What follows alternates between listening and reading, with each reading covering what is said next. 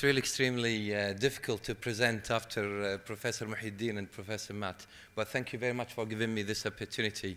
Also, it's very difficult when it's prayer time. So the question that I've been given is, does IVF cause cancer? And from a medical oncology point of view, it's really interesting to have a society from the gynae and obstetrician. And I have a question for you. Do you think IVF causes cancer or not? Okay, so who think IVF causes cancer? Right. Who think it does not cause cancer? Right. So that's interesting. Right. To start with, why do we think breast cancer is related to estrogen? Because, number one, breast cancer is 100 times more than in women than in men. Also, the evidence are very consistent in the literature that estrogen level is associated with the occurrence of a breast cancer.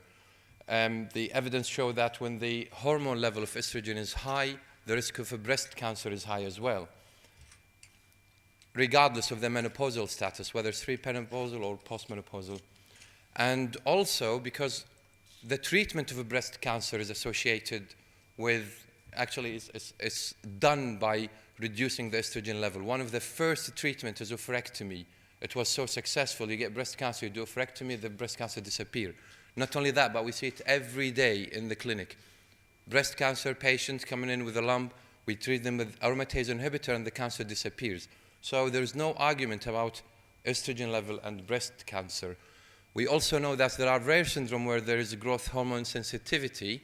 Patients actually do not develop cancer, or the rate is less. So the breast cancer risk, we know that early menarche increases the risk of cancer after the age of 15 compared to before 13. And we also know that for every 2 years delay of the menarche, there is 10% reduction of the risk of a breast cancer. We know that nulliparity, that's what OBGYN call it, we call it childless, women with no children. It's not only associated with breast cancer, but it's also associated with ovarian cancer. We know pregnancy protects against cancer, but only so evident after 10 years. Regarding multiparity and infertility is still controversial. So what about the IVF? What does the literature show? And this is what I'm going to present today. Right. So what you can see here is a map of almost the study. And what's in red is increasing the risk of a breast cancer or ovarian cancer. One of the very interesting 30,000 females in Australia, there was no risk of increasing breast cancer, but there is ovarian cancer, also in 2012. And then there is the Norwegian and Belgium. So there are, and then the Cochrane review in UK. And the evidence depends on which paper you read. So it's more important than reading the papers, understanding how the trial was conducted. Ideally, the way to do it, and this is what I think we are lucky in medical oncologists, is actually we have a lot of randomized clinical trial. We get a new treatment, you get two groups, one with the standard treatment, one with the new treatment, randomize them, and then you monitor the patient and you are comparing the new drug with the standard drug, and you get to the end point, which is the survival or the recurrence of cancer, and we get a clear answer whether there is an effect or there is no effect. The problem is you cannot do this with IVF. Imagine to do a randomized trial for IVF. You get patients who want kids, they cannot get pregnant, you give them IVF treatment and you compare them to IVF with a placebo. This is unethical, so it cannot be done. Therefore, all the studies is done by observational study. It's a good tool as long as we are aware of the limitation of the observational study. So the reported risk, which is the cancer, you need to be aware it's not the only sole result. of the IVF. There are a host of factors: parity, age at first birth, infertility, socioeconomic, others. Not only that, but I only mentioned these are the factors that are considered risk factor for cancer.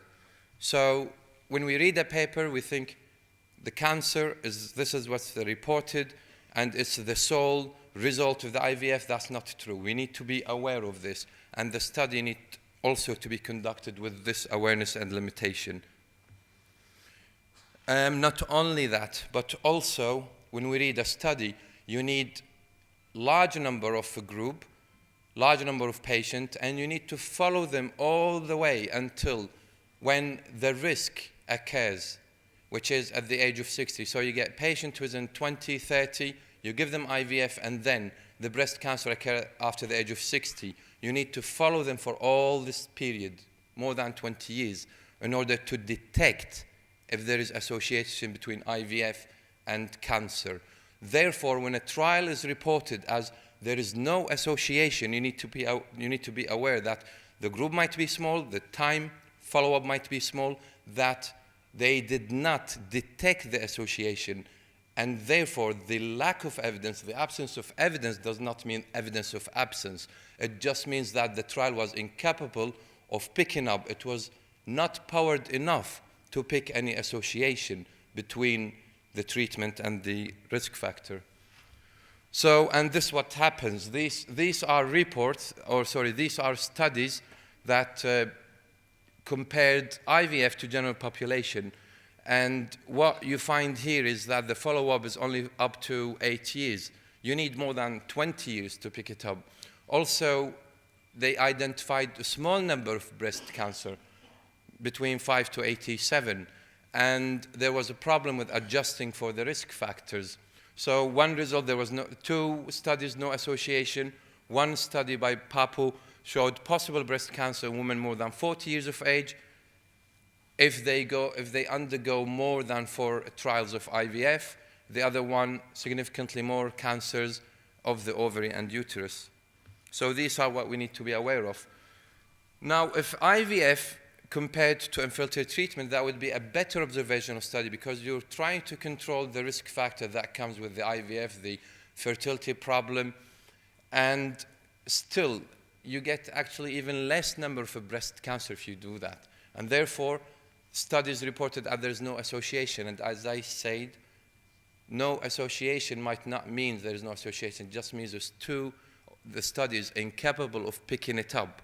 It does not have enough number to differentiate and to find the difference. For example, you need 2,000 breast cancer patients in order to see if a treatment, if there's any difference of 5%. What about if given birth? Again, one trial says reduce risk of a breast cancer for women who give birth. Another trial showed no association, and another one showed risk of a breast cancer has increased. So they are studying the same topic, and each one's got different results. What about if you combine all of these results, and this is what's been done with the meta-analysis of the above trials, and it is reassuring, saying there's no association between IVF and the breast cancer, but Paris women, that is women with kids, right, who have IVF maybe at reduced risk of a breast cancer, while women commencing IVF before the age of 30 may be at increased risk. Try to understand that. And recently, in 2016, a retrospective cohort study. Now, also you need to be aware of the retrospective and prospective. What we would like is prospective. You start IVF and then you follow patient, not to do it retrospectively, because there will be hidden factor that might affect the result. By Alexandra, 2016, over 19,000 of women undergoing IVF, and they followed them for a long period in Netherlands, 21 years. No large increase in breast cancer for women treated with IVF. This is so encouraging, right? But There's limitation to this study. If you look into it, you'll find that actually they sat with women who developed the breast cancer 20 years after they had IVF to fill a questionnaire asking them, what IVF did you have? What things did you get? So again, there will be a lot of facts based on memories. Not only that, but the IVF protocol have changed, and the treatment has changed. Also, there is a limited data for the women above the age of 60, and the majority of breast cancer women occurs after 60. So, do we have direct evidence IVF causes breast cancer? I think from medical oncology point of view, or from what I come across, the result is so conflicting. And at the moment, we don't have a strong evidence, and we don't know for sure if IVF is associated with increased risk of breast cancer, nor the opposite. So basically, we don't know yet. We know from the indirect evidence, if IVF treatment, we know it's associated with a later age at first birth, and if we compare IVF group to the normal population, women age 32 for the IVF, and they are younger at normal population, which is 28. We know that breast cancer risk is associated with later age, and we are absolutely we know this. These are facts proven in the trials, and therefore women who seek IVF are older, and therefore there may be an increased risk of a breast cancer because they're older. What about ovarian cancer? Now, ovarian cancer is even more complicated, as it's been mentioned earlier, that it occurs at the mean age of 63, and the incidence is about 12 for every 100,000 in the population. Data is very small. You only identify a few cases. One trial increased risk associated with IVF treatment in comparison with the general population, but when they compared it to other modality of treatment, there was no difference. And we should be aware that ovarian cancer, the causes of nulliparity or so many factors that can be underlying that would complicate things. But again, the best evidence is there is a lack of association. Systemic review of 11 case control and 14 cohort studies showed no evidence of excess. Possible excess of borderline. Endometrial cancer, thank God, there is none of the study found an association between IVF and endometrial cancer. I go back again to found no association. Is it because the cases are so small in number that the study was incapable of picking up the association? The absence of the evidence, there is no association, is not same as evidence of no association, if that makes sense. So my conclusion, at the moment, at the present time, we don't have enough evidence to draw any firm conclusion about the potential association between IVF and hormone-related cancer. We can only conclude that at the moment, we don't know if IVF causes cancer or not. And therefore, very important, not just now, before, and later, that patients need to be involved, need to be informed about this. Because at the end of the day, after 20 years, it's going to be me who's sitting there. After you gave the IVF, it's me who's going to bring the bad news. And that's what I go through every day. So my own conclusion is that if IVF is needed, I don't know how you think about this conclusion, but this is my own thinking. If IVF is needed, inform patient about the uncertainty. Do it when the patient is so young, because at later age increases the risk.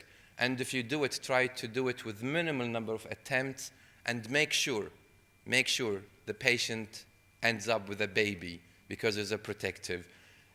Otherwise, follow the patient, don't discharge them. Follow them closer. Thank you very much.